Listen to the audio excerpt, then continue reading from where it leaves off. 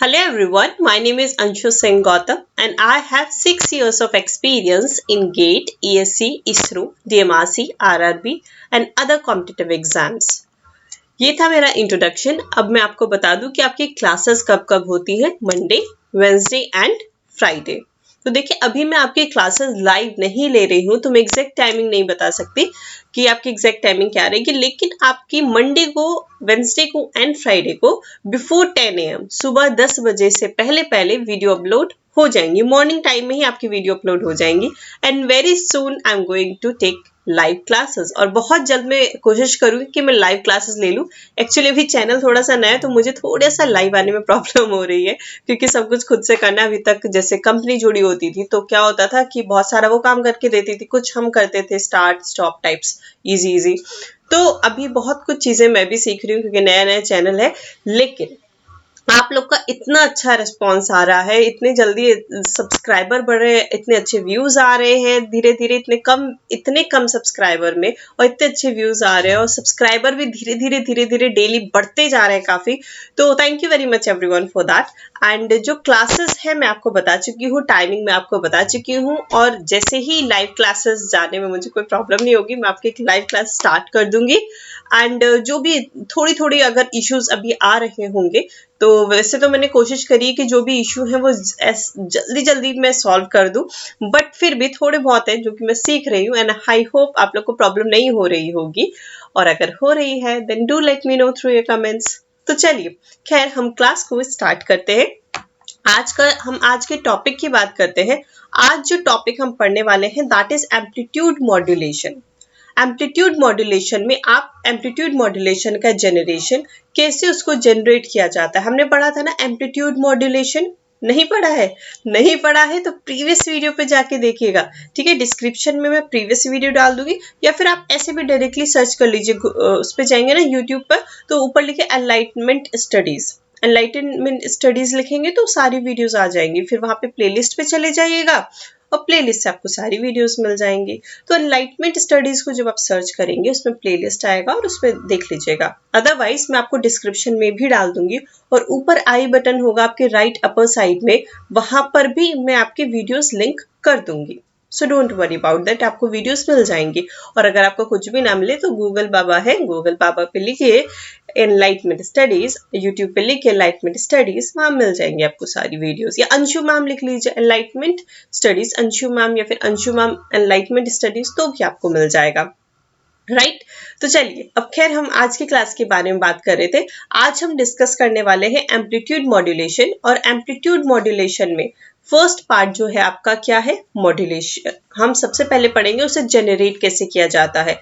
अगर आपने पहली वीडियो नहीं देखी है वहां से देख लीजिएगा, राइट। दूसरा हम देखेंगे डीमॉड्यूलेशन कैसे किया जाता है। वापस से मैंने कहा था ना जनरेशन होगा पहले, मॉड्यूलेशन होगा और फिर डीमॉड्यूलेशन होगा। अब ये दोनों ही प्रोसेस एएम में क्या इंपॉर्टेंस है ये देखेंगे। फिर थर्ड चीज हम लास्ट में देखेंगे जाके कि अब प्रैक्टिकल सिग्निफिकेंस क्या है, क्योंकि सबसे ज्यादा ना दिक्कत पता है सब्जेक्ट्स में क्या आती है कि हमें उसका प्रैक्टिकली सिग्निफिकेंस नहीं पता होता कि हम इसको यूज कहाँ करने वाले हैं।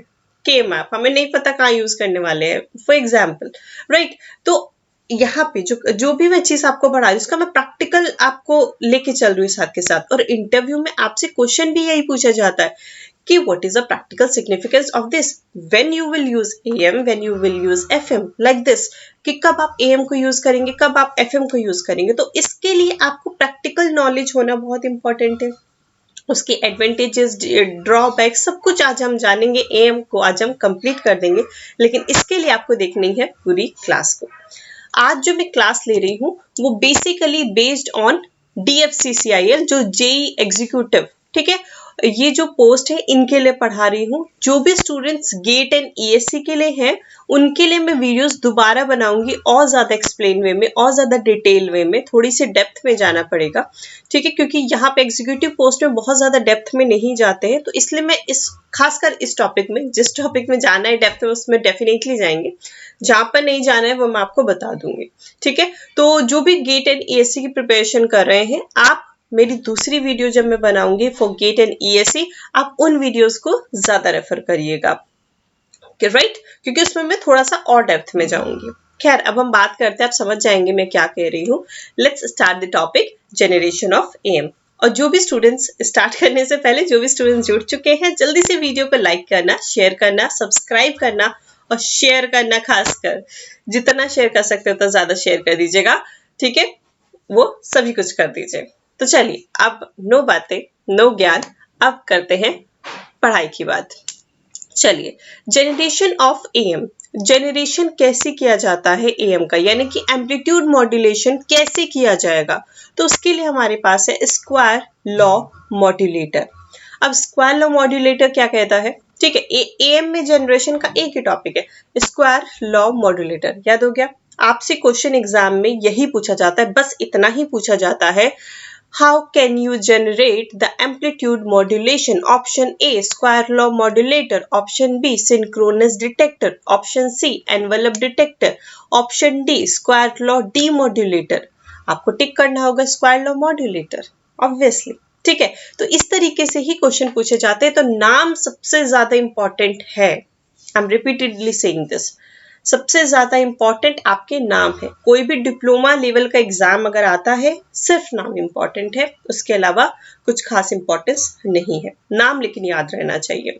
अब देखिए इसका फंक्शन देख लीजिए कि कैसे काम करता है। एएम को जनरेट कैसे करेंगे, सबसे पहले MT is your message signal, मैं यहाँ लिख देती हूँ, this is your message signal. तो यहाँ आपके पास आया, ये आपका मैसेज सिग्नल है, या मैसेज सिग्नल।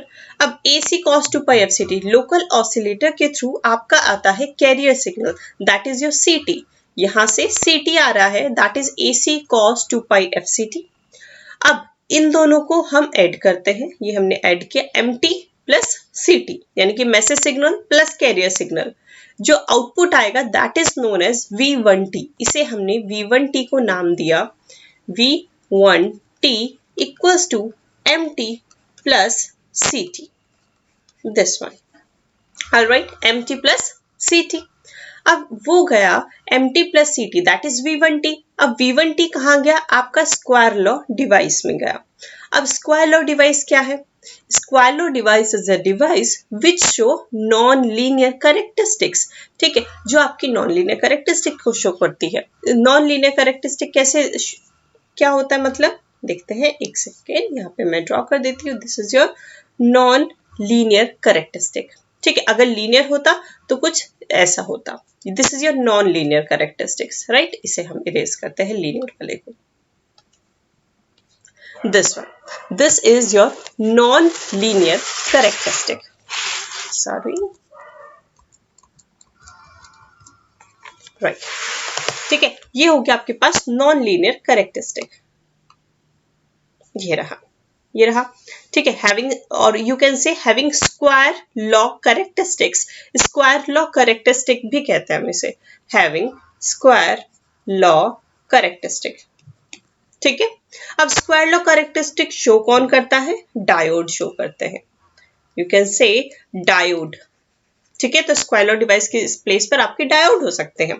तो अब खैर हम बात करते हैं अगेन, V1T गया SLD में, that is square law device. अब स्क्वायर लॉ डिवाइस से कोई आउटपुट आएगा जिसे हम कहेंगे V2T, राइट। अब V2T को हम डिनोट कैसे कर सकते हैं, देखते हैं। V2T को मैं यहाँ पे डिनोट कर देती हूँ। देखिए स्क्वायर लॉ डिवाइस हमारा किस तरीके से फंक्शन करता है, जैसे कि आपकी स्क्वायरिंग डिवाइस क्या कर देगी, जो भी इनपुट आएगा उसका स्क्वायर कर देगी। तो ऐसे ही आपका क्या, आपका ये जो स्क्वायर लॉ डिवाइस है वो किसी तरीके से तो काम करेगा ना, स्क्वायर करेगा, क्यूब करेगा, सब्ट्रैक्ट करेगा, डिवाइड करेगा, क्या करेगा। तो वही है यहाँ पर मैं लिख रही हूँ। V2T क्या करता है, V2T इज कोई भी कांस्टेंट A1 V1T जो भी इनपुट है, राइट, प्लस ये लिखा A2 दूसरा कांस्टेंट V1T इनपुट का स्क्वायर, ये रहा, प्लस अगेन यहाँ पे A3 लिख लीजिए, यहाँ पे हुआ V1T का whole cube, this one, plus up to so on, right. ये हो गया आपका V2T, A1 V1T, A2 V1T square plus A3 V1T का cube plus up to so on, जितने भी इनपुट है आपके पास, जितनी भी इक्वेशन को आगे बढ़ाते जाइए।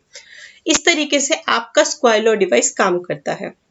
अब देखिए मैं यहीं पे कह रही थी आपसे कि मैं इसके आगे आपको एक्सप्रेशन सॉल्व नहीं करा रही हूँ, बट अगर आप गेट एंड ईएससी के स्टूडेंट्स हैं तो डेफिनेटली इसके आगे सॉल्व करिएगा। One of the important equation है फिर आपके लिए, लेकिन डिप्लोमा लेवल एग्जाम के लिए इतने इक्वेशन डेप्थ में जाने की जरूरत नहीं है, तो यू कैन लीव हेयर। ठीक है, तो आप यहाँ पे छोड़ सकते हैं।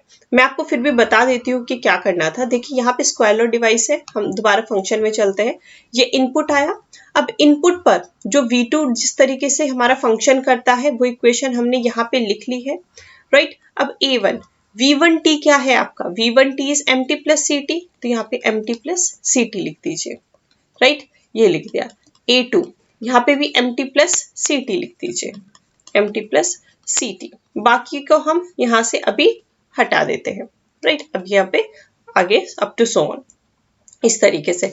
अब यहाँ पर हम क्या करेंगे, mt की कोई वैल्यू होगी, ct की कोई वैल्यू होगी, कोई आई मीन मैसेज सिग्नल की कोई फ्रीक्वेंसी होगी, कैरियर सिग्नल की कोई फ्रीक्वेंसी होगी।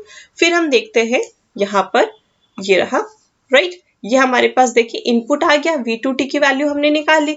अब बैंड पास फिल्टर में सपोजिटली बैंड पास फिल्टर में इट इज फिक्स्ड कि हमारी जो फ्रीक्वेंसी है वो केवल और केवल कहां से कहां तक की पास हो सकती है। सपोज करिए 20 से 20 किलो हर्ट्ज ही पास हो सकती है।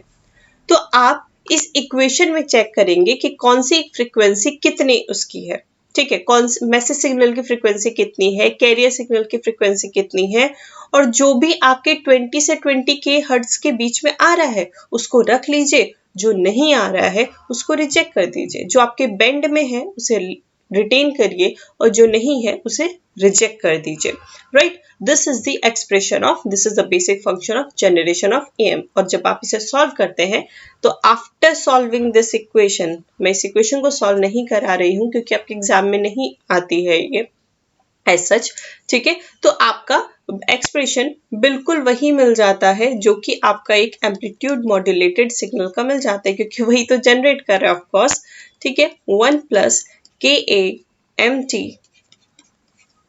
cos 2 pi fct, वेयर, ठीक है, जहां पे कि AC dash is equal to A1 AC and KA equal to 2A2 by A1। देखिए जो हमारी एम्पलीट्यूड मॉड्यूलेटेड सिग्नल का इक्वेशन क्या था, AC bracket 1 plus KAMT cos 2 pi fct, वही एक्सप्रेशन यहाँ पर भी आया है। बस यहाँ पर क्या है, AC का मतलब A1 जो कांस्टेंट था, A1 देखिए यहाँ पर जो ये कांस्टेंट था A1 AC, इसका मतलब ये है, और यहाँ पे K का मतलब ट्वाइस A2 बाय A1 है। क्लियर। इन शॉर्ट अगर नहीं भी डेरिवेशन समझ आई कोई प्रॉब्लम नहीं है, क्योंकि मैंने शॉर्टकट में बताया, आई अंडरस्टैंड की प्रॉब्लम हुई होगी। तो बस आपको इतना याद रखना है, जनरेशन ऑफ AM में आपका जनरेशन ऑफ AM किससे किया जाता है, स्क्वायर लॉ मॉड्यूलेटर से किया जाता है। कैसे किया जाता है, मैसेज सिग्नल आता है, कैरियर सिग्नल आता है, दोनों को टोटल करते हैं, इन वो जो टोटल आता है उसको स्क्वायर लॉ डिवाइस से करते हैं, स्क्वायर लॉ डिवाइस आउटपुट करता है, और एट द एंड आपका बैंड पास फिल्टर यूज करते हैं। क्लियर।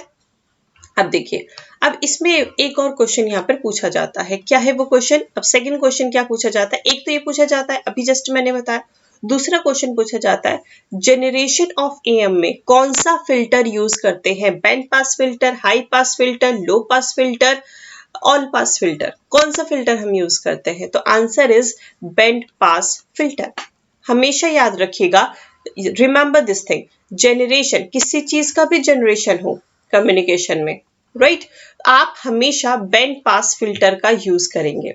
और जब आपसे डीमॉड्यूलेशन पूछा जाए कि डीमॉड्यूलेशन किससे किया जाता है, जो हम आगे पढ़ने वाले हैं, डीमॉड्यूलेशन हमेशा लो पास फिल्टर से यूज करेंगे। अब कहेंगे मैम ठीक है रट तो लिया लेकिन समझ नहीं आया, तो देखिए समझ आना जरूरी है।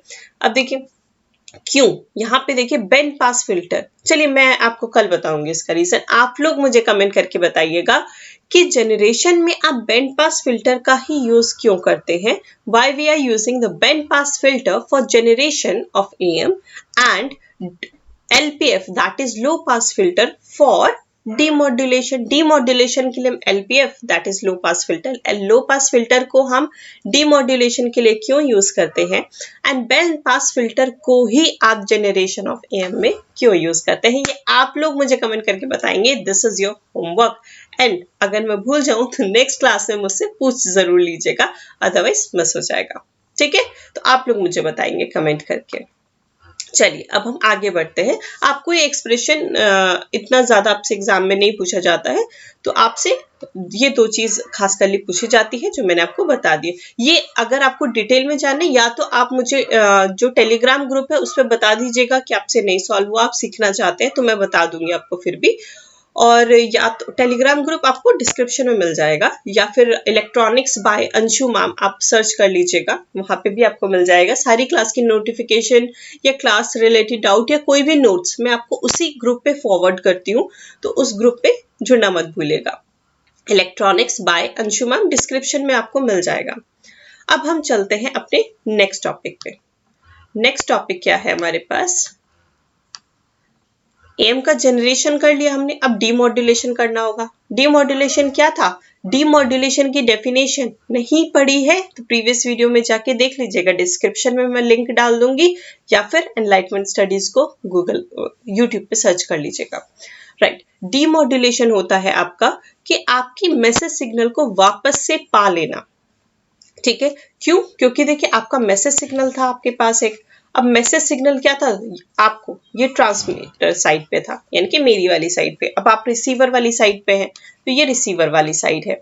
अब देखिए अब मैसेज सिग्नल को हम यहाँ से रिसीवर पर पहुंचाना चाहते हैं, supposedly you are a Rajasthan, suppose करते हैं कि आप राजस्थान में हैं। ठीक है, अब मैं तो उत्तराखंड में रहती हूँ, तो उत्तराखंड से राजस्थान कैसे आवाज पहुंच पाएगी, तो अब हम क्या करते थे, ये मैसेज सिग्नल है तो मैसेज सिग्नल के साथ मैसेज, अब मेरी आवाज तो इतनी लाउड है नहीं कि मैं रिसीवर तक पहुंचा दूं, मैं राजस्थान तक आवाज पहुंचा दूं, इतना लाउड तो मैं बोलती नहीं, इवन कोई भी नहीं बोल सकता। तो हम क्या करते थे, मैसेज सिग्नल में कैरियर सिग्नल को मिक्सअप करके ये मिक्सअप किया, और अब मैसेज प्लस कैरियर को बोलते हैं मॉड्यूलेटेड सिग्नल, इसी को हम मॉड्यूलेटेड सिग्नल कहते हैं। मैसेज सिग्नल एक्चुअली ये लो पास सिग्नल, ये low frequency signal, not low pass, low frequency signal होता है, और कैरियर सिग्नल आपके एक्चुअल में हाई फ्रीक्वेंसी सिग्नल होता है। अब इन दोनों को हमने लो फ्रीक्वेंसी को और हाई फ्रीक्वेंसी को मिलाया, इसे हमने कहा मॉड्यूलेटेड सिग्नल, क्योंकि मॉड्यूलेशन हो चुका है, मॉड्यूलेटेड सिग्नल। अब जब मॉड्यूलेट हो चुका है तो हमें वापस से रिसीवर पे पहुंचना पड़ेगा, रिसीवर पर आपको मिलेगा एक डीमॉड्यूलेटर। अब डीमॉड्यूलेटर क्या करेगा, हमें कैरियर तो नहीं सुनना है ना, कैरियर तो हमारा कुछ नहीं है, कैरियर तो सिर्फ हाई फ्रीक्वेंसी सिग्नल है, हमें तो सिर्फ और सिर्फ मैसेज सिग्नल सुनना है।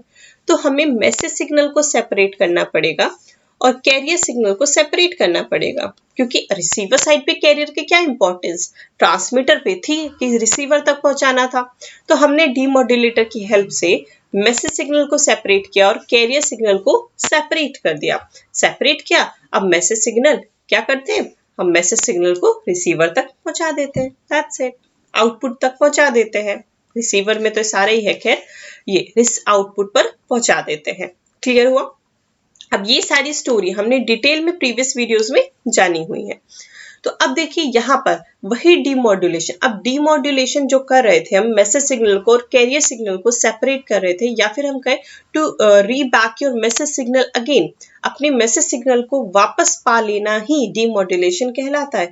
उसके भी आपके पास 3 मेथड है। अब आप कैसे मैसेज सिग्नल को वापस से पा सकते हैं, first method is square law demodulator, second method is envelope detector, and third one is synchronous detector. और जनरली आपसे डीमॉड्यूलेशन पे ही क्वेश्चन बनते हैं। ठीक है, अब देखिए डीमॉड्यूलेशन नाम ज्यादा इंपॉर्टेंट है और इसकी डिटेलिंग भी इंपॉर्टेंट है, इसको आपको डेप्थ में पढ़ना है, इन दोनों का ओवरव्यू सफिशिएंट है।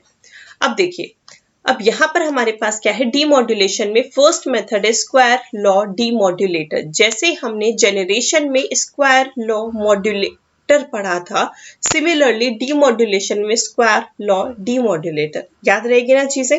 अब देखिए अब यहाँ पर हमारे पास स्क्वायर लॉ डीमॉड्यूलेटर है, डीमॉड्यूलेशन है यानी कि मॉड्यूलेशन हो चुका है, मॉड्यूलेटेड वेव आएगी आपके पास, तो हमने यहाँ लिख दिया एएम वेव आ रही है।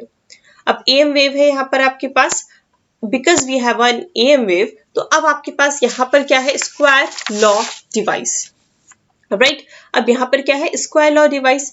स्क्वायर लॉ डिवाइस अभी हमने पढ़ी थी, right. This is a square law device. इससे कोई ना कोई आउटपुट आएगा, ये हमारे पास आउटपुट आया, और इस आउटपुट को हम किसमें देंगे, लो पास फिल्टर में प्रोवाइड करेंगे।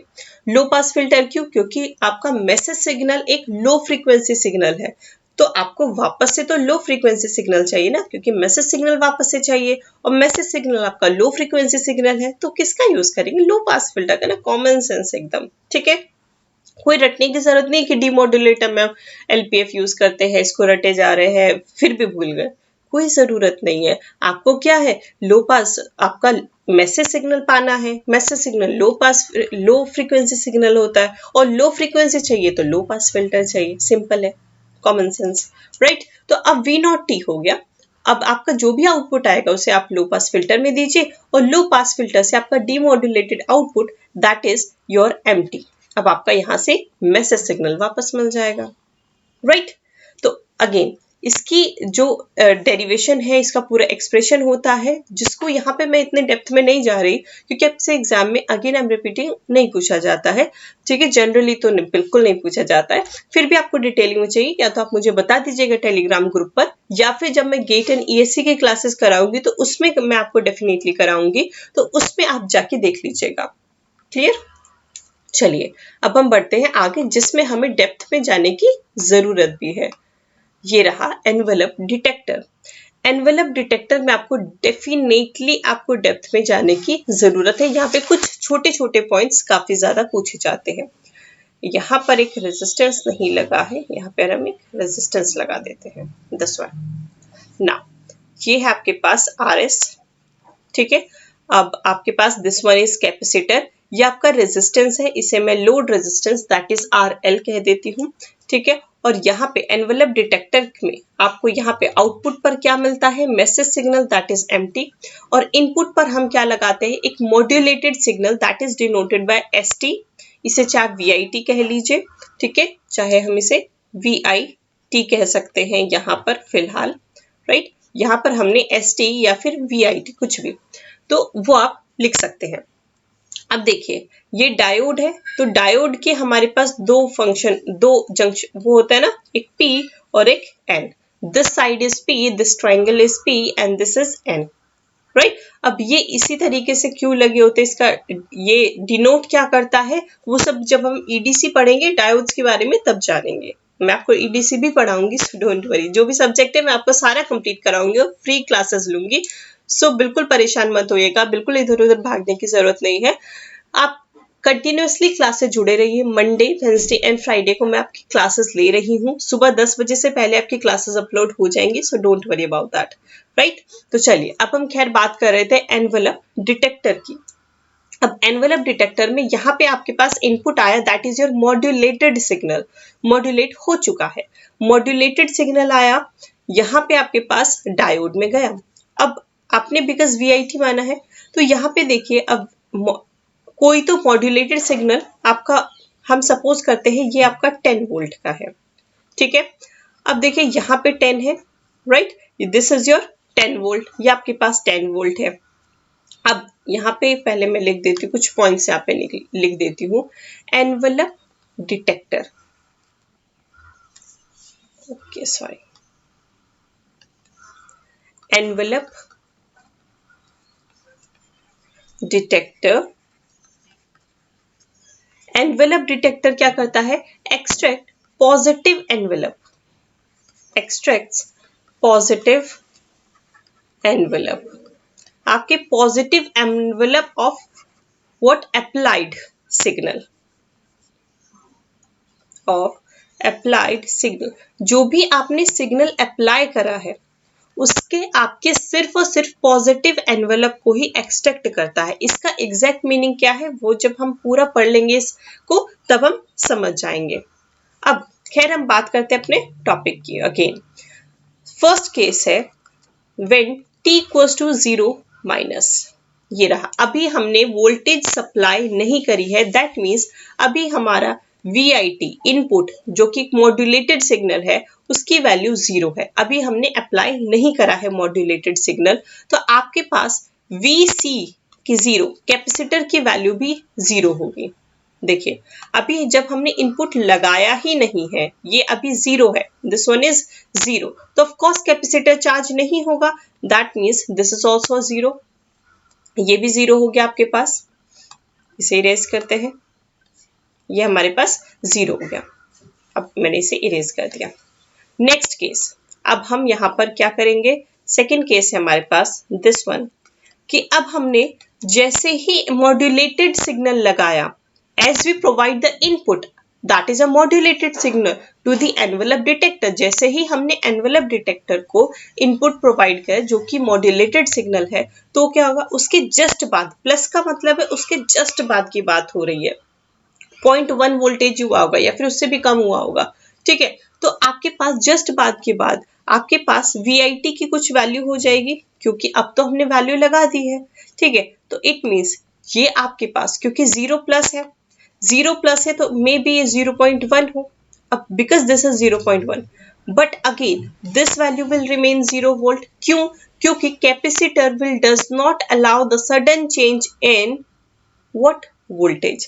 Sudden change in voltage capacitor allow नहीं करता है कि सडनली वैल्यू चेंज हो जाए, और कैपेसिटर भी अपनी वैल्यू जल्दी से चेंज कर दे, ऐसा नहीं होता है, उसको टाइम चाहिए। अगर तुम कह रहे हो कि वोल्टेज चेंज हो रहा है तो कैपेसिटर को टाइम चाहिए कि ठीक है वोल्टेज चेंज हो रहा है, उसको एक्सेप्ट करने में। ऐसा कुछ नहीं कि तुम बोलो कि भैया कर दो वोल्टेज चेंज और वो कर दे, ऐसे नहीं होता है, ठीक है। तो sudden change in voltage does not apply in the capacitor case, ठीक है। तो अब यहाँ पे VIT, अब VIT की कुछ वैल्यू हमने प्रोवाइड करी, सपोजिटली जो भी हमने वैल्यू दी, तो अब VIT की वैल्यू जो भी दी हमने यहाँ पे VIT के प्लेस पर हम लिख लेते हैं, ठीक है। मैंने आपको एग्जाम्पल दिया है 0.1 का, वो 0.2 0.11 कुछ भी हो सकती है, लेकिन 0 से जस्ट बड़ी वैल्यू होगी।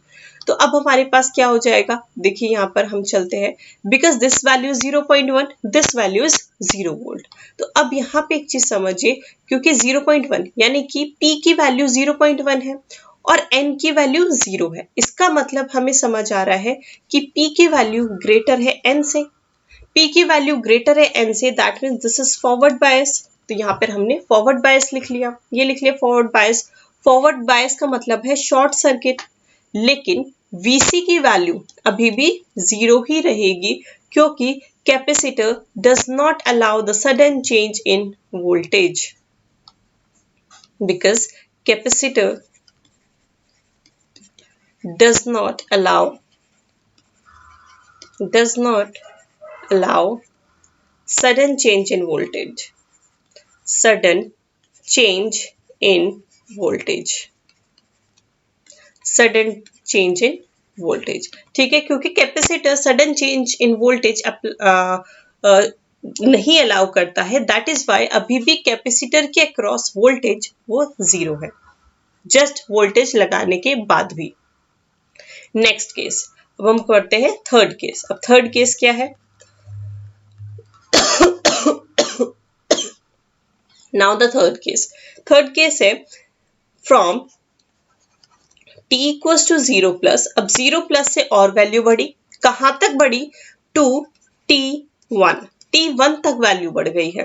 अब T1 तक वैल्यू बढ़ी तो क्या होगा, अब देखिए, अब हमारी क्या हो गई, सपोज करिए कि वैल्यू हमारी हो गई है यहाँ पर, अब हमारी वैल्यू हो गई है सपोजिटली 1 वोल्ट मान लेते हैं, ठीक है। हमने यहाँ पे अब हमने माना कि ये वैल्यू VIT इनपुट हमारे पास 1 वोल्ट हो गया है, तो अब हमने यहाँ पे लिखा 1 वोल्ट, दिस वन, कि 0 से थोड़ा सी ज्यादा वैल्यू हो गई है, और वो T1 टाइम तक, अभी T1 से ज्यादा टाइम नहीं हुआ है, कोई T1 टाइम है और T1 से पहले ही टाइम है, लेकिन 0 प्लस है, तो ये वाले टाइम के बीच में। अब आपके पास देखिए कि यहाँ पर क्योंकि 0 प्लस सडन चेंज नहीं कर सकता, लेकिन धीरे धीरे तो आपका कैपेसिटर चार्ज होना शुरू कर देगा। अब क्या होगा, बिकॉज दिस इज 1 वोल्टेज, अब P की वैल्यू अगेन, ठीक है, अब P की वैल्यू अगेन आपको दिखाई दे रहा है कि ये फॉरवर्ड बायस हो जाएगा, because P is greater than N। हमें दिखाई दे रहा है साफ साफ कि P की वैल्यू आपकी किससे ग्रेटर है, P is greater than N, क्योंकि ये तो वैल्यू आपकी यहाँ पे वैल्यू 1 वोल्ट है, इनपुट वाली साइड पे, और यहाँ पे प्रीवियस वैल्यू क्या थी, 0 वोल्ट थी। तो आपके पास, और ये या फिर अगर ये चार्ज हुई होगी तो बहुत ही मिनिमम हुई होगी, 1 वोल्ट तो तुरंत हो नहीं जाएगा, पहुंचेगा तब ना चार्ज होगा। तो आपके पास P की वैल्यू ग्रेटर है N की वैल्यू से, that means again forward bias, ये आपका फॉरवर्ड बायस है, दैट इज शॉर्ट सर्किट। ये हो गया शॉर्ट सर्किट। और इसका मतलब क्या है, जैसे ही T1 तक वैल्यू पहुंचेगी, ठीक है, तो अब कैपेसिटर चार्ज होना शुरू कर देगा। अब जैसे ही वैल्यू को आप बढ़ाते जाएंगे, यहां से ये बढ़ती जाएगी, वैल्यू बढ़ती जाएगी, ये बढ़ती जाएगी, और अब आपके पास क्या हो जाएगा, कैपेसिटर चार्ज हो जाएगा। कब तक चार्ज होगा, जब तक कि VIT की वैल्यू इस कैपेसिटर के वैल्यू के इक्वल ना हो जाए, राइट। तो अब सॉरी, एक सेकेंड, ये जरा क्या हो गया,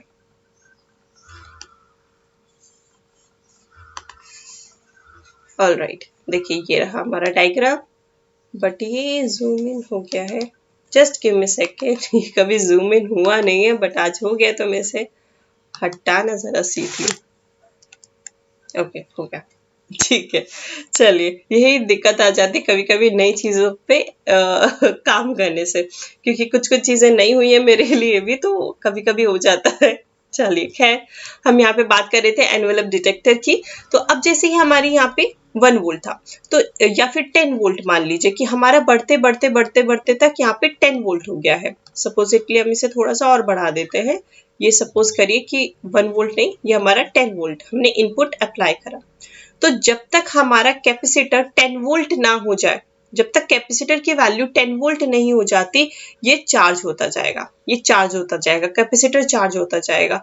तो हमारे पास अभी भी कैपेसिटर चार्ज हो जाएगा, कब तक, जब तक कैपेसिटर के अक्रॉस जो वोल्टेज है वो आपके अप्लाइड वोल्टेज है, सप्लाइड वोल्टेज है, उसके इक्वल ना हो जाए। ये अब इक्वल हो गया, राइट, यहाँ पर।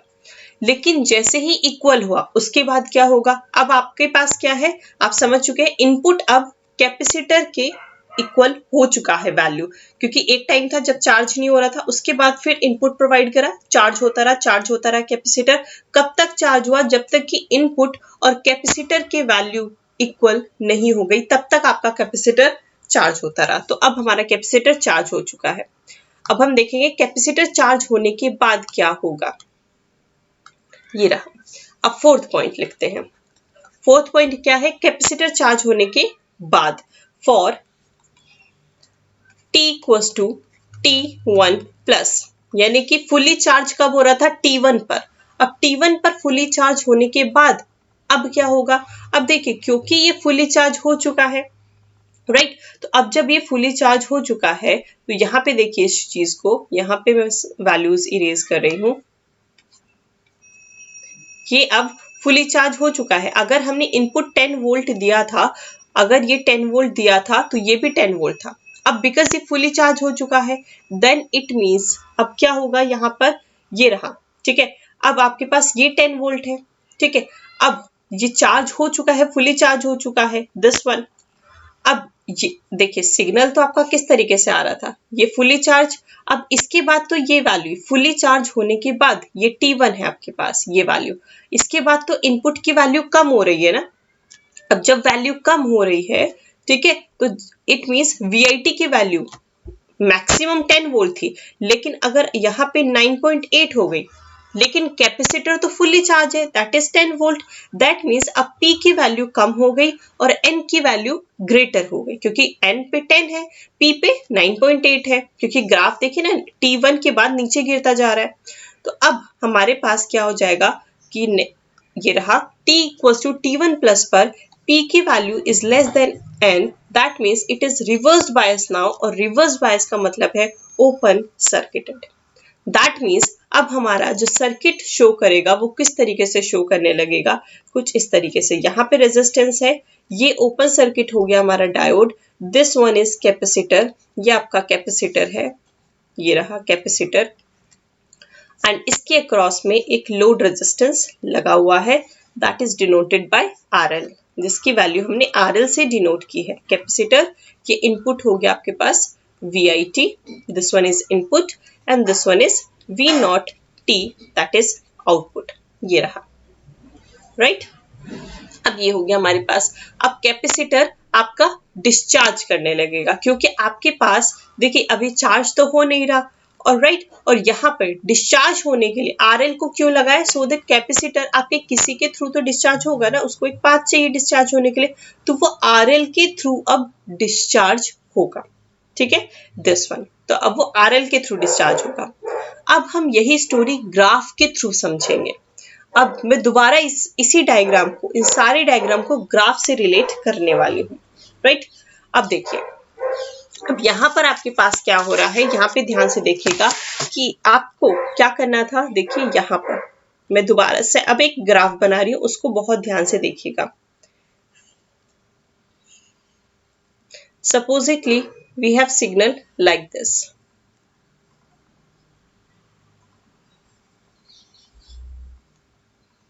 ये रहा, ठीक है। अब हम इसमें T1 T2 लिखेंगे, तो बहुत ध्यान से देखिएगा। Supposedly this one is T1, ठीक है, और आपके पास this one is T2, ये रहा T2।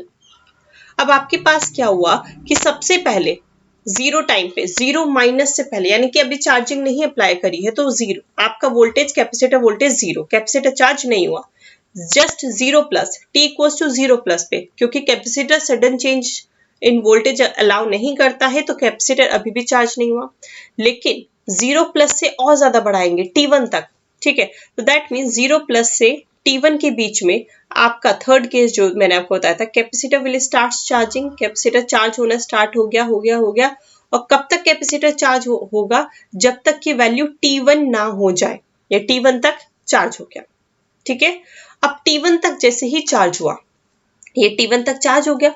अब T1 के बाद ये क्या करेगा, T1 के बाद आपका capacitor will start what, discharging, ये डिस्चार्ज होने लगता है, राइट। अब यहाँ पे डिस्चार्ज किस रेट से करना है, ये वैल्यू इंपॉर्टेंट है, इस चीज को देखिए समझिएगा। यहां तक बात क्लियर है ना, T1 तक चार्ज हुआ और T1 के बाद क्या हो रहा है, इसके लिए हमें समझने के लिए हमें एक दो पॉइंट्स और पता होने चाहिए। वो पॉइंट्स क्या है, अब यहाँ पे देखिए, ये आपका RLC से देखिए, RLC is a time constant, ये रहा आपका RLC, ठीक है, RLC is your time constant, ठीक है, डिस्चार्ज हो रहा है, डिस्चार्जिंग टाइम कांस्टेंट हो गया।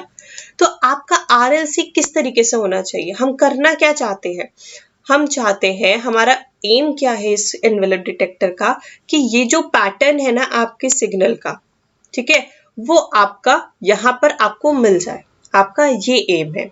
आप positive envelope of A message signal चाहते हैं, आप तो ये चाहते हैं कि पॉजिटिव एनवेलप आपको मैसेज सिग्नल का मिल जाए, ठीक है। तो अब आप क्या करेंगे कि अब डिस्चार्जिंग इसकी ऐसे, अगर आप डिस्चार्जिंग इस तरीके से तो कर नहीं सकते, डिस्चार्जिंग या तो ऐसे हो सकती है कि यहाँ पे ऐसे ऐसे ऐसे ऐसे ऐसे करके यहाँ पहुंच जाए, या तो डिस्चार्ज, अगर आप बहुत ज्यादा डिस्चार्जिंग टाइम रखेंगे, देखिए यहाँ पे, ठीक है, अगर यहाँ पे RLC को अगर बहुत हाई रखेंगे, अगर RLC को बहुत हाई रखेंगे, तो वो कुछ इस तरीके से हो जाएगी कि यहाँ पे पहुंचा, this one is RLC high, ये आपका RLC हाई है। और अगर आपने बहुत कम टाइम कांस्टेंट रखा, ठीक है, तो आपका बहुत जल्दी कैपेसिटर डिस्चार्ज हो जाएगा, लाइक दिस, यहीं पे डिस्चार्ज हो गया, आपका पैटर्न तो उसने फॉलो ही नहीं करा, तो this is your RLC small, this is RLC small, like this. अब मैं क्या कह रही हूँ, RLC हाई स्मॉल नहीं समझ आ रहा है, देखिए यहाँ पे मैंने आपसे क्या कहा, डिस्चार्जिंग से मेरा मतलब क्या है, आपका होना क्या चाहिए था, ठीक है, नेक्स्ट पेज में चलते हैं, वहां पे मैं आपको क्लियरली बताती हूँ आपका होना क्या चाहिए था, ये रहा, ठीक है, आपका होना क्या चाहिए था, जो भी आपका सिग्नल है, ये आपका सिग्नल है, ठीक है, this one is your signal. पहले यहां तक नोट डाउन कर लीजिए, ध्यान से देख लीजिए एक बार, ठीक है, यहां तक जो आपका सिग्नल है।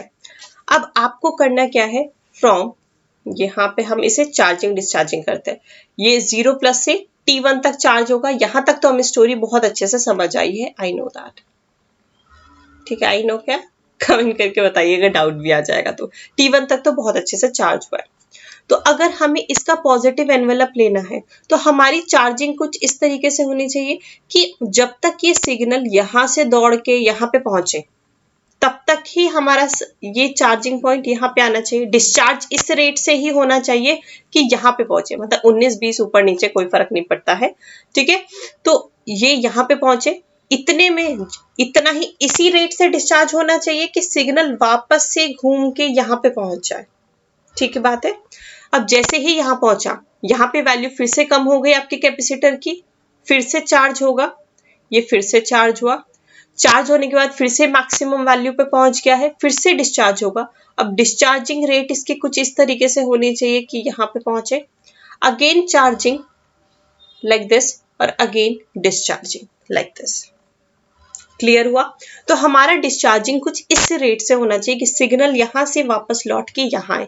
ना तो आपका डिस्चार्जिंग बहुत फास्ट होना चाहिए, ना तो डिस्चार्जिंग बहुत स्लो होना चाहिए। अगर आप बहुत डिस्चार्जिंग स्लो कर देंगे तो आपकी ये वाली प्रॉब्लम आएगी कि आपकी यहाँ पे, ठीक है, ये वाली आपके इस सब को छोड़ते हुए यहाँ पे पहुंचेगा कि सिग्नल यहाँ से यहाँ तक पहुंच गया, आप डिस्चार्ज ही करे जा रहे हैं, आपका पैटर्न ही नहीं फॉलो हो रहा है। ऐसे नहीं करना है कि डिस्चार्जिंग आप इतना स्लो कर दे रहे कि सिग्नल की 2-3 आपका जो ऐसे ऑसिलेशन है वो छूट ही गया, ऐसे नहीं करना है। या फिर इतना फास्ट कर दिया कि आप पहले ही पहुंच गए हैं और सिग्नल आपका बहुत दूरी है कहीं, ऐसा भी नहीं करना है। तो आपको डिस्चार्जिंग अपने सिग्नल को देखते हुए करनी है, उसी रेट से करनी है कि सिग्नल यहाँ पे पहुंचे। ना तो आरएलसी आपका बहुत हाई होना चाहिए, ना तो आरएलसी आपका बहुत स्लो होना चाहिए, लो होना चाहिए, राइट। अभी आई थिंक क्लियर हुआ होगा, नहीं हुआ है तो please do let me know through your comments. तो कमेंट में मुझे जरूर पूछ लीजिएगा या ग्रुप में पूछ लीजिएगा, कोई भी डाउट आता है तो। अब आपके पास ये पॉजिटिव एनवेलप आपको मिल चुका है अपने सिग्नल का। अब आपके पास क्या हो जाएगा, इसी को हम पैटर्न को ड्रॉ कर लेते हैं, ये रहा। अब हम इसे एनवेलप डिटेक्टर, ये जो आउटपुट है ना, अब हमें एनवेलप डिटेक्टर के आउटपुट पर मिल जाएगा, क्योंकि एनवेलप डिटेक्टर ने तो यही तो फॉलो करा है ना, यही तो एक्सट्रैक्ट किया है, तो अब हमें ये आउटपुट पर मिल जाएगा। तो हम इसे बना लेते हैं, कुछ इस तरीके से बन रहा है, ये फिर चार्ज डिस्चार्ज चार्ज डिस्चार्ज, ये कुछ इस तरीके से हमें मिल रहा है। अब यहाँ पे देखिए, इसको मैं यहाँ से इरेज कर देती हूँ, ये इसी तरीके से हमें मिल रहा है। अब देखिए इसी में, अब ये थोड़ा सा हमें ऊबड़ खाबड़ सा लग रहा है ना, अब हम क्या चाहिए, हमें तो पॉजिटिव एनवेलप चाहिए। तो अब हम इसे क्या करते हैं, हम कुछ इस तरीके से इसे स्मूथनिंग फिल्टर में डालते हैं, स्मूथनिंग फिल्टर, स्मूथनिंग फिल्टर। अब आप इसे स्मूथनिंग फिल्टर में प्रोवाइड करते हैं और आपको एक पॉजिटिव एनवेलप मिल जाता है कुछ इस तरीके से। ये रहा आपका positive envelope of VIT। This is your positive envelope of VIT, positive envelope of VIT, आपका ये है पॉजिटिव एनवेलप ऑफ VIT। अब ये तो मैंने बताया था एक सिंपल से सिग्नल का, आप इसे चाहें तो आप एक जो हम अभी तक पढ़ते आ रहे हैं उस सिग्नल का भी आप पॉजिटिव एनवेलप निकाल सकते हैं। कैसे, देखिए, जैसे जैसे हमारे पास कोई फ्रीक्वेंसी बहुत हाई हो, ये हमारे पास कोई सिग्नल हमने बनाया, सपोज करिए आपका मॉड्यूलेटेड सिग्नल कुछ ये आया, क्योंकि हम मॉड्यूलेटेड सिग्नल का ही तो डीमॉड्यूलेशन करते हैं और एनवेलप डिटेक्टर से हम डीमॉड्यूलेशन ही कर रहे हैं। तो ये आपके पास सिग्नल था कुछ इस तरीके से, हाई फ्रीक्वेंसी सिग्नल।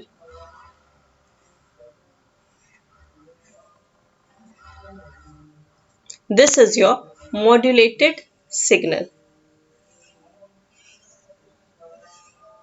ये थोड़ा सा यहाँ पे हाथ गड़बड़ हो गया बट समझ जाएगा, ठीक है। अब आपके पास पॉजिटिव एनवेलप कैसे एक्सट्रैक्ट करेगा, सेम पैटर्न है, चार्ज करेगा यहाँ तक, फिर डिस्चार्ज करेगा, चार्ज करेगा, फिर डिस्चार्ज करेगा, again charging, again discharging, charging discharging, charging discharging, ठीक है। इस तरीके से ये आपके इस पैटर्न को फॉलो करेगा और ये पॉजिटिव एनवेलप को ही एक्सट्रैक्ट करता है, तो ये सिर्फ और सिर्फ ये ऊपर वाले पैटर्न को ही निकालेगा। क्लियर हुआ पॉजिटिव एनवेलप?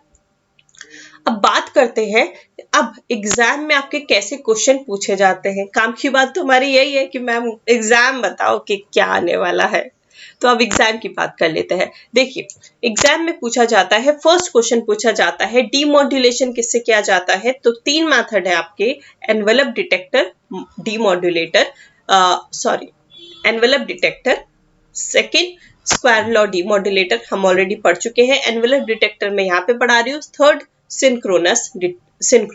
ठीक है, तो आपके पास ये तीनों आपसे क्वेश्चन में पूछा जाता है। और सेकंड पॉइंट जो आपका एनवेलप डिटेक्टर से पूछा जाता है वो ये पॉइंट है जो मैं लिखने जा रही हूँ, प्रॉपर चॉइस ऑफ RLC। जो टाइम कांस्टेंट है ना वो आपका कितना रखें। ठीक है, मैंने वर्बली आपको बता दिया कि इस तरीके से रखिए कि सिग्नल आपका वापस से लौट के वहां पहुंचे, राइट। इस तरीके से आपको RLC को सेलेक्ट करना है, बट उसे लिखेंगे तो ना, तो लिखना कैसे है, अब ये इस चीज को समझिए। देखिए प्रॉपर चॉइस ऑफ RLC कैसे करेंगे, अगर हमारे पास स्पेस है, बिल्कुल है। ठीक है, प्रॉपर चॉइस ऑफ RLC मैं आपको यहाँ पे समझाती हूँ, क्योंकि थोड़ा सा हमें बड़ा डायग्राम चाहिए समझने के लिए।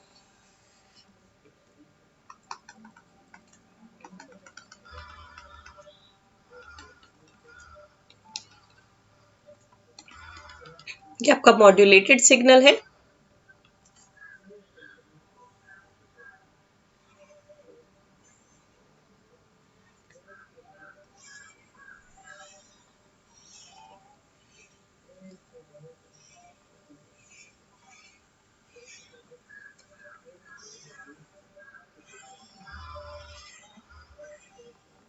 This is your modulated signal.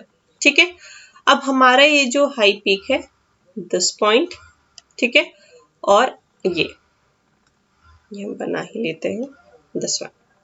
ठीक है, अगर ये एकदम फटाफट से गिर गया this point, this one is your RLC, ये आपका RLC है, ये यहां से यहां तक, दिस वन इज RLC। अगर ये हमारा कुछ इस तरीके से फॉल हुआ,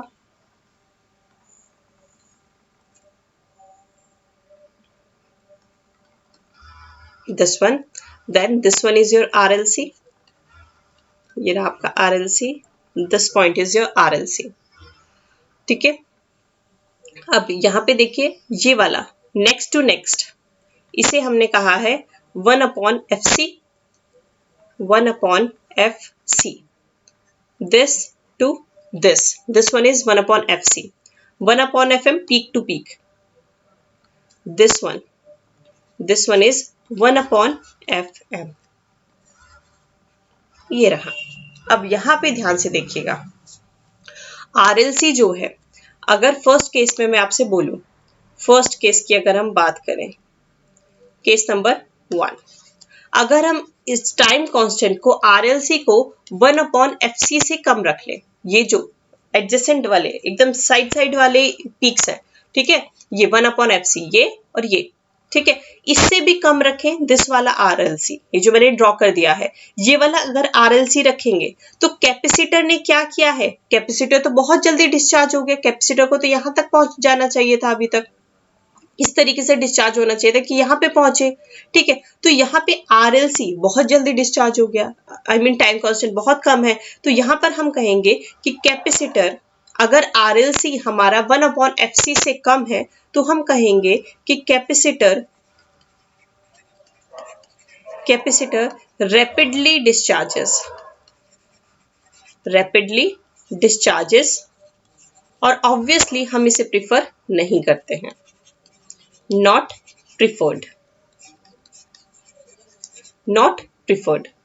और इसे हम प्रिफर भी नहीं करते हैं। ठीक है, अब सेकंड केस क्या है हमारे पास, यहीं पे मैं बता रही हूं आपको second case. Now this is your second case. अब सेकंड केस क्या है कि हमारा RLC जो है, टाइम कांस्टेंट जो है RLC, वो हमने ग्रेटर किया 1/FC से, इस वाले से 1/FC से तो ग्रेटर किया, ठीक है, लेकिन बट RLC की वैल्यू हमने क्या की, RLC की वैल्यू 1/FM से कम रखी, ये जो 1/FM है पीक टू पीक, इससे लेकिन कम ही रखी, ठीक है, और 1/FC से ग्रेटर रखी।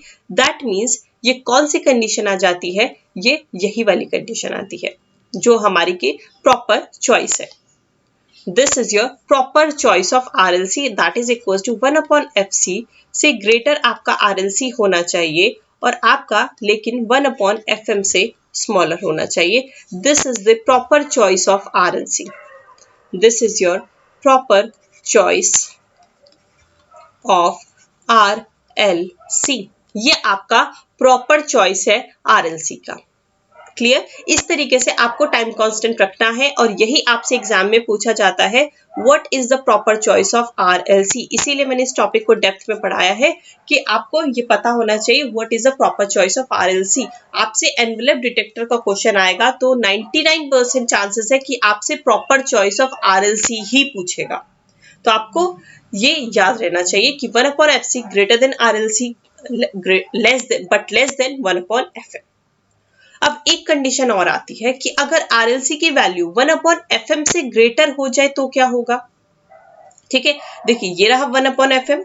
तो अगर हमारी वैल्यू 1/FM से भी ग्रेटर हो जाए उस केस में क्या वैल्यू होगी. ठीक है, अब हमारी अगर RLC की वैल्यू 1/FM से भी ग्रेटर हो गई, देख लीजिए यहाँ पे 1/FM मैं यहाँ से इरेज करी हूँ क्योंकि मेरे पास स्पेस नहीं है. आप इसका स्क्रीनशॉट ले लीजिएगा या नोट डाउन कर लीजिएगा. मैं इस सबको इरेज कर रही हूँ to write the third point. तो RLC की वैल्यू अगर हमारी 1/FM से ग्रेटर हो जाएगी तो हमारी कंडीशन आती है डायगोनल क्लिपिंग की. ये भी आपसे एग्जाम में पूछा जाता है what is the condition of diagonal clipping. Diagonal clipping and diagonal clipping is a drawback. Obviously क्यों ड्रॉबैक है, अब देखिए यहाँ पर क्या हो रहा है कि जैसे अगर मैं सिग्नल आपका बनाऊं, ये आपका मैंने सिग्नल बनाया,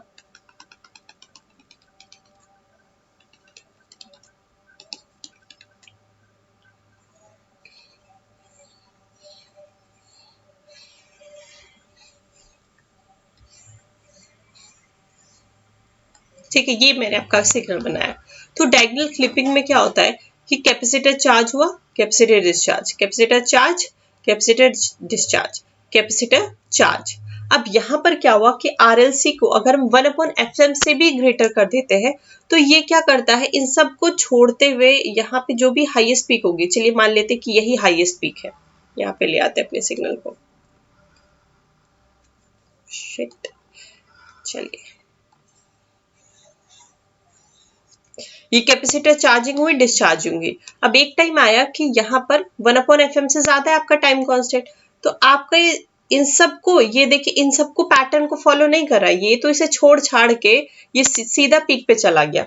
ठीक है, जो भी इसकी रेंज में आया. अब यहाँ पे चार्जिंग डिस्चार्जिंग और फिर ये आगे चार्जिंग डिस्चार्जिंग करेगा. तो देखिए ये वाला पैटर्न तो हमारा फॉलो हुआ ही नहीं ना. हमें तो ये चाहिए कि ये जो पॉजिटिव एनवेलप है, ये जो लाइन है हमारी, ये हमें मिल जाए. हमें चाहिए क्या था, मैं येलो से डिनोट कर देती हूँ आपको, हमें चाहिए ये था, ये चाहिए था हमें, लेकिन हमें मिला क्या, ये ब्लू वाला मिला. तो अब हमें क्या हो गया, डायगोनल क्लिपिंग हो गई. इसे ही हम कहते हैं डायगोनल क्लिपिंग. देखिए इतने सारे सिग्नल्स को ये छोड़ता चला गया, हमारे ऊपर से बाउंस करके चला गया, हमारा सिग्नल को ट्रैक ही नहीं करा. तो इसे हम कहते हैं डायगोनल क्लिपिंग. और ये कब होती है, what is the condition of diagonal clipping, when RLC की वैल्यू ग्रेटर होती है 1/FM से. To avoid diagonal clipping, to avoid diagonal clipping,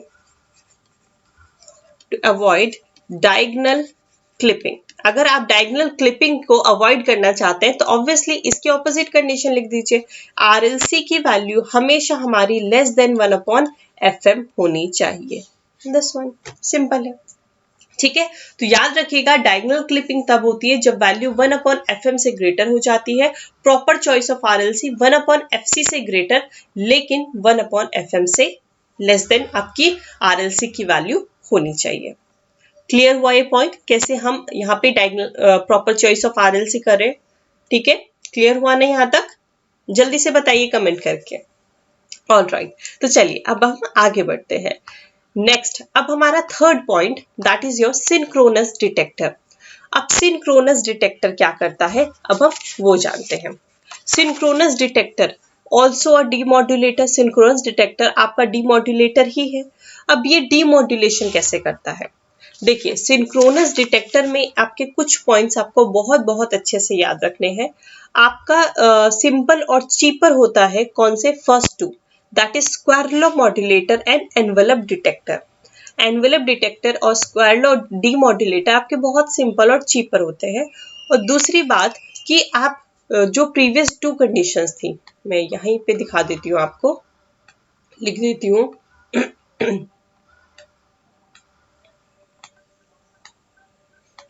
यह हमारा पॉइंट ओके ये जो ऊपर के दो हैं, ये आप सिर्फ और सिर्फ तब यूज करते हैं जब मॉड्यूलेशन इंडेक्स की वैल्यू लेस देन और इक्वल्स टू 1 होती है, ठीक है। और इसको हम तब यूज करते हैं जब मॉड्यूलेशन इंडेक्स की वैल्यू ग्रेटर देन 1 होती है, ठीक है।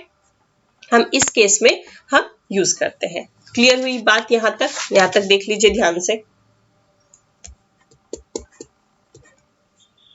क्लियर है सभी को, ध्यान से देख लीजिए।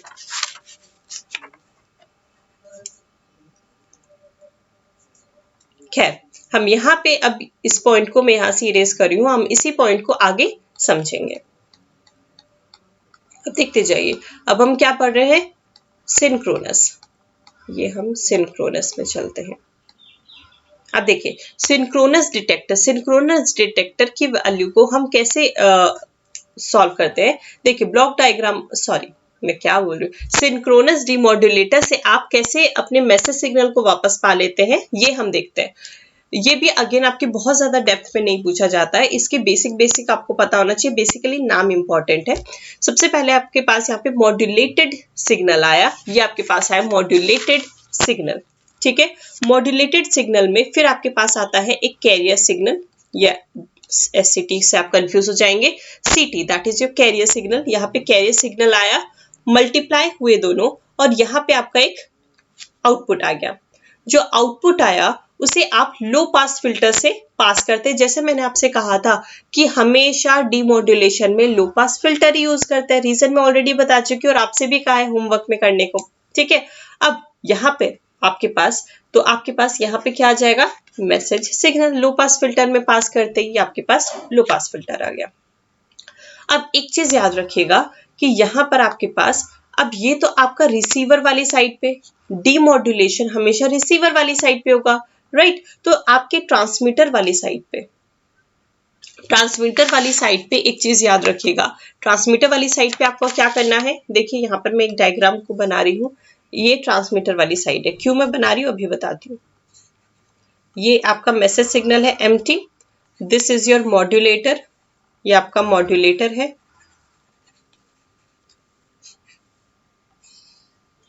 यहां पर आपके पास कैरियर सिग्नल आया, this one is your carrier signal that is CT, ठीक है।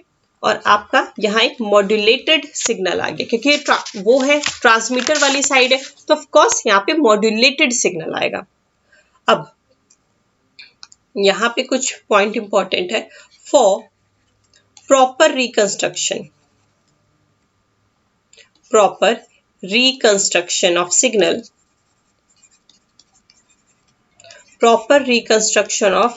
सिग्नल, अगर आप चाहते हैं कि प्रॉपर रिकंस्ट्रक्शन हो सिग्नल का, मैसेज सिग्नल लोकल ऑसिलेटर, यहाँ पे डायरेक्टली लिख लेते हैं। Local oscillator output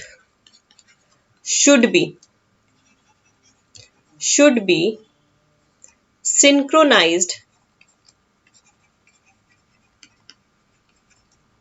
in both frequency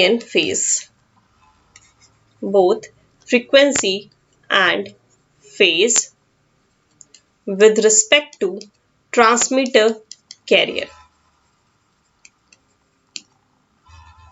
अब देखिए, अगर आप चाहते हैं कि आपका मैसेज सिग्नल अच्छे से प्रॉपरली रिकंस्ट्रक्ट हो, तो जो आपका लोकल ऑसिलेटर है, ठीक है, दैट मीन्स ये जो आपका लोकल ऑसिलेटर से ही आपका क्या बनता है, यहाँ पे आप लोकल ऑसिलेटर लगा दीजिए, this is your local oscillator. Local oscillator का आउटपुट इज कैरियर सिग्नल।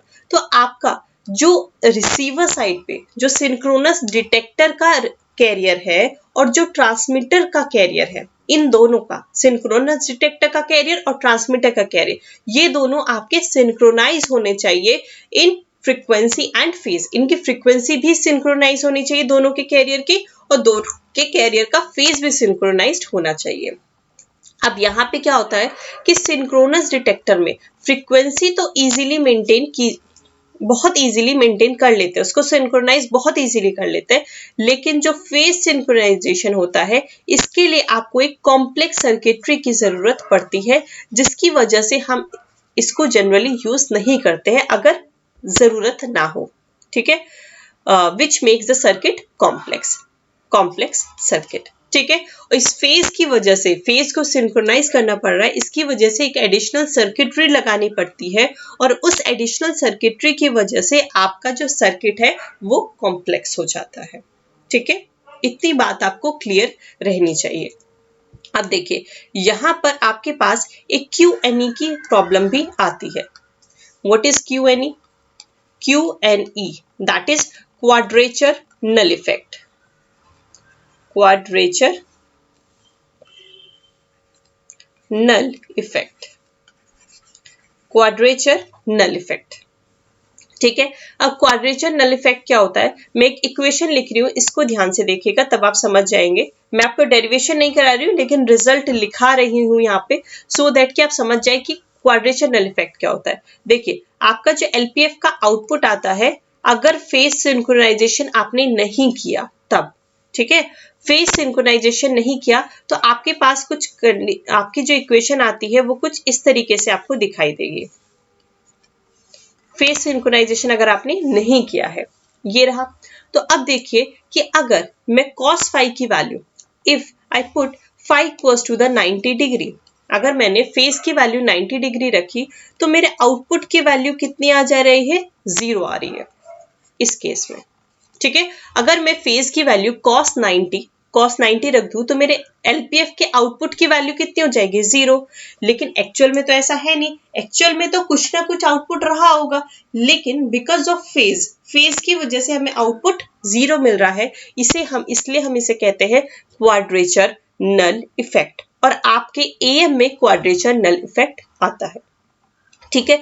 और ये सिंक्रोनस डिटेक्टर के केस में आता है क्योंकि आपका यहाँ पे फेज सिंक्रोनाइज नहीं हुआ। अगर फेज सिंक्रोनाइज हो जाता तो ये cos phi वाली टर्म नहीं आती, ये cos phi वाली टर्म नहीं आती, cos phi वाली टर्म नहीं आती, तो QNE नहीं आता, ठीक है।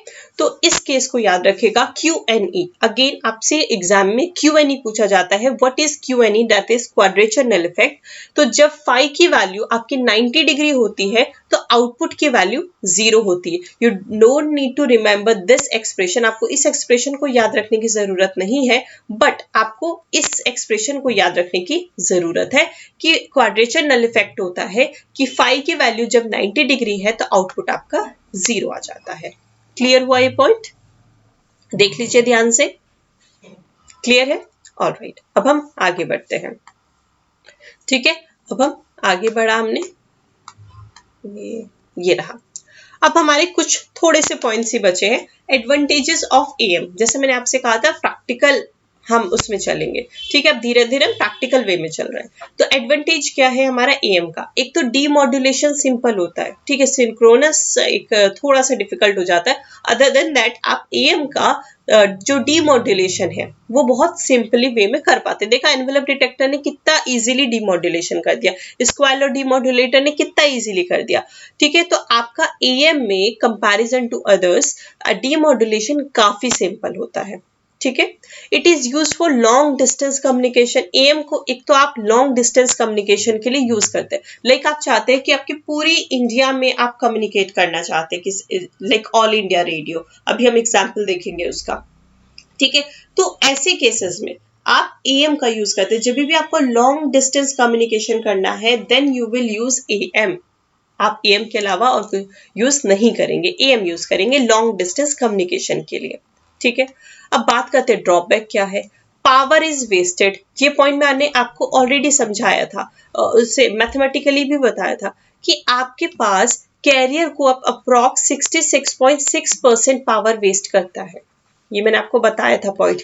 अगर आपने उस वीडियो को नहीं देखा है, डिस्क्रिप्शन में लगी हुई क्लास और ऊपर या फिर जो आई आइकन होता है उस पर प्रेस कर दीजिएगा, आपको क्लास मिल जाएगी। और नहीं भी मिले कहीं से तो गूगल करिए, यूट्यूब पे सर्च कर लीजिए एनलाइटमेंट स्टडीज, वहां पे आपको प्रीवियस वीडियोस मिल जाएंगे।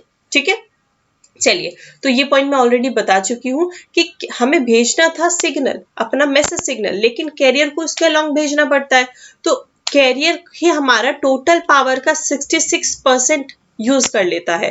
ठीक है, that is the wastage of power. तो ये पावर वेस्ट करता है हमारी, ये बताया था। Demands for high channel bandwidth, हमने जब एएम की बैंडविड्थ निकाली थी तो वो 2 FM आई थी, यानी कि बैंडविड्थ कितनी आ रही है आपकी एएम की, जो भी आपके मैसेज सिग्नल है उसका ट्वाइस। ठीक है, तो आपके demand for high channel bandwidth, बहुत ज्यादा बैंडविड्थ ये मांग रहा है, जो मैसेज सिग्नल उसका भी डबल मांग रहा है। ठीक है, तो ऑफ कोर्स यहाँ पे हाई चैनल बैंडविड्थ की रिक्वायरमेंट पड़ रही है। सॉरी फॉर द डिस्टर्बेंस, अगर आपको आवाज आ रही है तो। Am transmission is highly noisy, आपका एएम ट्रांसमिशन में एक प्रॉब्लम होती है कि बहुत नॉइसी होता है ये। ठीक है, लॉन्ग डिस्टेंस में तो ये काम करता है, ये एडवांटेज था, लेकिन इसकी प्रॉब्लम ही यही है। अगर आप ऑल इंडिया रेडियो भी कभी सुने तो आपको क्या है, उसमें बहुत थोड़ा खर खर खर खर खर खर ऐसे आवाज इतनी क्लियर नहीं होती, थोड़ा नॉइसी रहता है। ठीक है, तो ये एएम की प्रॉब्लम है कि वो हाईली नॉइसी होता है। ओके, ठीक है। अब फोर्थ पॉइंट आता है आपका QNE, that is quadrature null effect, कि अगर हमारा फेज की वैल्यू 90 डिग्री हो गई तो हमारा आउटपुट 0 दिखाने लगेगा। When phase is equal to 90 तो आउटपुट आपका क्या हो जाता है, आउटपुट इज इक्वल टू 0, तो आउटपुट आपका 0 हो जाता है। This is the drawback of am. अब देखिए, जैसे मैं अभी तक एप्लीकेशन के पॉइंट ऑफ व्यू से जब बात कर रही थी तो मैं एग्जांपल दे रही थी All India Radio, best example है All India Radio. For broadcasting AM is preferred, जब भी आपको ब्रॉडकास्टिंग करनी होती है, ब्रॉडकास्टिंग मतलब जैसे एक जगह से, जैसे टीवी। ठीक है, अब टीवी में सारे चैनल आपके यहाँ पे आ रहे हैं, या फिर ऑल इंडिया रेडियो का यहाँ पे एग्जाम्पल ले रहे तो चलिए ऑल इंडिया रेडियो पे, तो सबसे पहले कहीं पे ऑल इंडिया रेडियो की रिकॉर्डिंग हो रही होगी। अब वही जो चैनल है वो सबके ऑल इंडिया उसमें आ रहा होगा, ऑल इंडिया रेडियो सबके फोन में, जहाँ पे भी आप सुन रहे हैं ऑल इंडिया रेडियो, ठीक है, वहां पे सबको आ रहा होगा। तो जब भी एक जगह से मल्टीपल जगह ब्रॉडकास्ट, ये मल्टीपल जगह आपके पास ऐसे भेजा जाता है तो इसे कहते हैं ब्रॉडकास्ट। ठीक है, for broadcasting AM is preferred, broadcast के लिए एएम को प्रिफर किया जाता है। Since am receiver is simple and cheaper it is highly preferred for broadcasting. और क्यों किया जाता है ब्रॉडकास्टिंग के लिए इसको प्रिफर, क्योंकि एएम का जो होता है रिसीवर, वो बहुत सिंपल और चीपर होता है, सस्ता सा होता है, बहुत ही सिंपल होता है, एनवेलप डिटेक्टर वगैरह देखा ही अभी आपने, इसी वजह से आपको ब्रॉडकास्टिंग में से यूज करते हैं। बस प्रॉब्लम ये है कि थोड़ा सा नॉइसी होता है। ठीक है, अब एग्जाम्पल मैंने लिख दिया है ऑल इंडिया रेडियो, एआईआर जिसे हम शॉर्टकट में कहते हैं। अगर हम बात करते हैं in case of FM broadcasting, अभी हमने एफएम नहीं पढ़ा है बट हमने एफएम सुने तो है। ठीक है, तो हमने एफएम की अगर हम बात करें तो जो कि हमारा नेक्स्ट चैप्टर होगा भी, तो हम उसमें भी जानेंगे। तो अगर हम एफएम ब्रॉडकास्टिंग की बात करें तो एफएम ब्रॉडकास्टिंग तब की जाती है जब शॉर्ट डिस्टेंस हो। आपने अगर आप फोन में एफएम सुनते हो कभी, ठीक है, तो उसमें क्या है, कुछ कुछ चैनल लोकल चैनल्स होते हैं। जैसे मैं उत्तराखंड में हूं ना, तो हमारा एक चैनल उत्तराखंड का, जैसे उसमें गढ़वाली लैंग्वेज में मोस्टली आता है। ठीक है, या फिर जब मैं दिल्ली में, और यहाँ पे एक दो ही चैनल आते हैं हमारे उत्तराखंड में, लेकिन अगर मैं दिल्ली जब पहुंच जाती हूँ, ठीक है, वैसे मैं दिल्ली में रहती हूँ, अभी कोरोना चल रहा है तो यहाँ पे घर आ गई वापस, लेकिन अभी जैसे कॉलेज था या पढ़ा रही थी, जॉब करती, तो फिर मैं दिल्ली में रहती थी, तो दिल्ली में फिर वहां पे मेरे पास अप्रॉक्स 9-10 चैनल्स आते थे। ठीक है, तो उसमें क्या है, बहुत सारे एफएम के जो चैनल है लोकल वो है। एआईआर तो ठीक है, सबका एआईआर सेम आएगा, लेकिन कुछ लोकल चैनल्स होते हैं एफएम में जो कि आपके स्टेट में हो सकता है, उड़ीसा का अलग हो, हमारे उत्तराखंड का तो अलग है, उसमें गढ़वाली लैंग्वेज में कुछ कुछ एफएम में गाने सुनाई देते हैं, बोलते हैं गढ़वाली लैंग्वेज में, या जो भी आपकी यहाँ की लोकल लैंग्वेज है, राइट। तो इसी तरीके से स्टेट टू स्टेट या फिर सिटी टू सिटी वेरी कर जाएगा हमारा। जैसे मैं उत्तराखंड में देहरादून में रहती हूँ, तो देहरादून में के एनवायरनमेंट के बारे में बताएंगे, वो लोकल ही बात करते हैं। तो in case of FM broadcast, इसका मतलब है वो एफएम ब्रॉडकास्टिंग वहां पे की जा रही है कि जहां पे शॉर्ट डिस्टेंस सिटी की बात होती है, वहां पे सिटी, जब जैसे देहरादून, सिर्फ देहरादून की बात की जा रही है, लोकल उसकी बात की जा रही है, तब वहां पे डेफिनेटली एफएम चैनल मेरा आ रहा होगा। तभी तो हम बोलते हैं एफएम चला ले क्या, क्योंकि अब मोस्टली एफएम चैनल्स हमारे आते हैं, ठीक है। और एफएम ब्रॉडकास्टिंग का फायदा ये होता है कि इसकी क्वालिटी बहुत अच्छी होती है, ठीक है, क्वालिटी अच्छी होती है और क्वालिटी भी अच्छी होती है जिसकी, और नॉइस कम होता है। तो आप एफएम से अगर एआईआर को कंपैरिजन करेंगे तो आपकी क्वालिटी अच्छी रहेगी, लेकिन एआईआर की क्वालिटी उतनी अच्छी नहीं रहती है।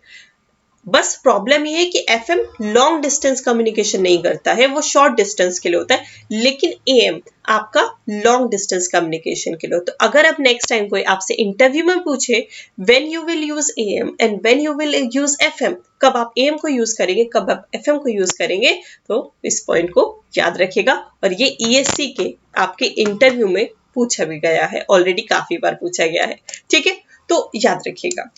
ये छोटे छोटे पॉइंट्स ही आपके इंटरव्यू में, जब आपका बेसिक क्लियर होगा ना, तो आपकी समझ पड़ेगी, तो इंटरव्यू में ऑटोमेटिकली आंसर आएंगे, कोई अलग से आंसर नहीं होते। इसी का ही बस प्रैक्टिकल भी अगर आपको पता है तो आपका जो इंटरव्यू बहुत अच्छा हो जाएगा, ठीक है। चलिए, खैर आपके एग्जीक्यूटिव पोस्ट में तो इंटरव्यू नहीं है, बट आगे जाके आप एग्जीक्यूटिव पे तो नहीं रुकेंगे, जब सिलेक्शन हो जाएगा उसके आगे बढ़ेंगे, तो चीजों को पता होनी चाहिए, ठीक है। तो ये था in case of FM broadcasting. तो यहीं तक थी आज की क्लास। उम्मीद है आपको क्लास आज पसंद आई होगी, बहुत ही इंटरेस्टिंग टॉपिक थे। एग्जाम पॉइंट ऑफ व्यू से मैं क्वेश्चन रिपीट कर देती हूँ। देखिए, सबसे पहले इनके नाम सबसे ज्यादा इंपॉर्टेंट है, इनके नाम, ठीक है, कि जनरेशन किससे किया जाता है, डीमॉड्यूलेशन किससे किया जाता है। जनरेशन का एक तरीका है, क्या है, ईएम जो स्क्वायर लो मॉड्यूलेटर जनरेशन का तरीका था। डीमॉड्यूलेशन के 3 तरीके थे, square low demodulator, envelope detector and synchronous detector. ये तीनों मेथड आपके डीमॉड्यूलेशन के थे। एनवेलप डिटेक्टर को आपको डेप्थ में जाना है, जहां पर आपको खास करके प्रॉपर चॉइस ऑफ आरएलसी पता होना चाहिए। प्रॉपर चॉइस ऑफ आरएलसी में 1/fc ग्रेटर देन 1/RLC और RLC और लेस देन होना चाहिए वो 1/FM के। क्लियर। और अगर 1/FM से RLC की वैल्यू ग्रेटर हो जाए तो उसे हम कहते हैं डायगोनल क्लिपिंग। डायगोनल क्लिपिंग की भी कंडीशन बताई थी। तो ये कुछ पॉइंट्स थे आपको जो एग्जाम में पूछे जाते हैं। इसके ड्रॉबैक्स भी पूछे जाते हैं कि एएम के ड्रॉबैक्स क्या है, ये भी आपसे एग्जाम में पूछे जाते हैं। तो ये कुछ पॉइंट्स हैं जो आपको बहुत अच्छे से याद रखने। अगर आपको वीडियो पसंद आए तो वीडियो को लाइक करना, शेयर करना, कमेंट करना, सब्सक्राइब करना बिल्कुल भी मत भूलेगा। Please do subscribe the channel and please share the videos as much as you can. मैं आपसे कोई चार्जेस नहीं कर रही हूँ वीडियोस के, ठीक है, मैं कोई पेड बैच नहीं लाने वाली हूँ, आपको सब कुछ मैं फ्री पढ़ाने वाली हूँ, पूरा बैच फ्री पढ़ाने वाली हूँ। लेकिन शर्त वही है कि अगर व्यूज अच्छे आते हैं, जैसे अभी तक अच्छे खासे आ रहे हैं, सब्सक्राइबर भी अच्छा बढ़ रहा है, ठीक है, तो आपके इतने सारे प्यार के लिए, आपके इतने सारे सभी चीज के लिए, एफर्ट्स के लिए, क्योंकि आप लोग भी पढ़ाई कर रहे हैं, तो जितना मुझसे हो सकेगा उससे ज्यादा ही मैं आपको क्लासेस करूंगी। अगर फ्रीक्वेंसी आप चाहते कि मैं क्लासेस की बढ़ाऊं तो आप ज्यादा से ज्यादा वीडियो को शेयर करिए, क्योंकि अगर व्यूज और ज्यादा बेटर होते हैं तो ही मैं क्लासेस आके कंटिन्यू करूंगी। क्योंकि मैं इतना टाइम इन्वेस्ट कर रही हूँ, कोई चार्जेस भी नहीं ले रही हूँ, तो फिर मुझे भी तो पता चले ना कि ये वर्थ है, आपको पसंद भी आ रहा है कि नहीं। तो this is the only way I can understand कि आप लोग को क्लासेस पसंद आ रही है कि, या तो आप मुझे कमेंट्स के थ्रू बताइए या फिर आप मुझे वीडियो को जरूर शेयर करिए, so that I can understand कि आपको सच में इसकी जरूरत है। क्योंकि मैंने जैसे पहले भी कहा कि मुझे नहीं लगता कि पेंडेमिक में पेड बैचेस मुझे इस टाइम नहीं समझ आता बिल्कुल भी, क्योंकि इस टाइम पे इतने ज्यादा प्रॉब्लम्स है, तो हम जिस तरीके से भी हेल्प कर सके दूसरों की, उस तरीके से आपको करनी चाहिए। या फिर कोई भी कंडीशन है, किसी की ऐसा नहीं होना चाहिए कि किसी की फाइनेंशियल कंडीशन की वजह से क्लासेस मिस हो जाए, या फिर आप फाइनेंशियल कंडीशन की वजह से ना पढ़ पाए, ऐसा नहीं होना चाहिए।